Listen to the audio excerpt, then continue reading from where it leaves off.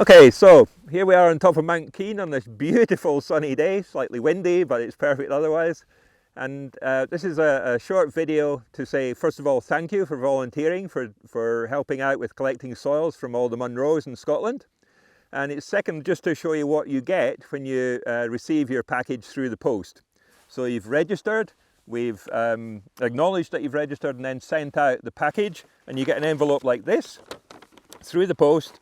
And inside we have various instruction sheets and various bits of information that you should read before you go out.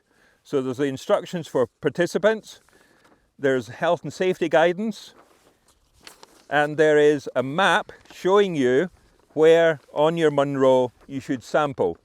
So both as an OS and also a satellite image. There's also the vegetation guide for the vegetation that you should be sampling, and this is in waterproof paper, so you can actually take it with you to help you identify the vegetation. And in addition to all of those, you get your actual sampling kit. Now this is a plastic bag with 3 screw top tubes in it. They're labelled according to the samples that you're going to take. There's also antiseptic wipes or alcohol wipes, and that's for cleaning your sampling kit or your sampling tool, whether it's an old knife like this or a spoon or an old table knife. Is actually very good. Okay, so you're going to be taking your samples individually, putting them in the tubes, and then once you've done all that, you're recording your notes, your photos on your recording sheet, and that goes along with your samples into the envelope that we've included for you to return them to us. Okay, so basically that's the basic kit, all the instructions that you need to help us with our project. And just to say thank you once again for volunteering to help out with the Munro Soils project. Okay, so here we are sitting next to a patch of Racemytrium moss, and that's one of the vegetation types that we want to sample. This is this grey patch here. And what we're going to do is to remove some of the moss to the side and then sample the soil underneath, because particularly with this moss it's quite difficult to know where the soil starts sometimes. So what you can do is use your hand in this case, just pick up some moss and pull it out, and you can see that it's live at the top and then gradually starts to darken as it starts to decay. And underneath we've got the soil exposed, and it's much darker than the surrounding moss. So make sure you got your tube ready with the correct label, and then take one of the wipes and sterilize either the knife or the spoon or whatever you want to use for collecting the soil. Make sure things don't blow away in the wind.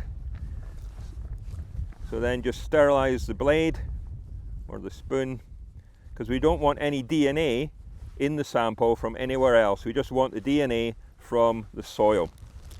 Okay, so I'm just going to dig out some soil and then pop it in the tube. Remember, don't touch the soil with your fingers. We want the dark soil which is down below the decaying moss. Okay, so that's what we want. Really the dark soil which is down below the decaying mat of moss. There we go, there's a great piece. So don't push the soil into the tube with your finger. You just want uncontaminated, fresh, pristine soil. So I'll just take one more. Perfect. Okay, so there we have probably 3 or 4 centimeters of soil from beneath the moss. Okay, so you just need to make sure you've got the right label to match the vegetation type, and that's exactly what you want. That's a sample perfect from underneath the moss. So you've taken your first sample within this vegetation type. Now you need to take 3 or 4 others within a 1 square meter of your first one. Okay, so repeat the process, take out the moss, take out the soil below the decaying moss and put it in the same tube. So you end up with 3 or 4 samples from within a 1 square meter area, and then you screw on the top, and that's you finished for that vegetation type. And then remember, clean the knife again with the wipe, so we don't want any DNA going on to your next sample. Okay, so nice, pristine knife blade. And that's your first sample taken from Racemytrium moths.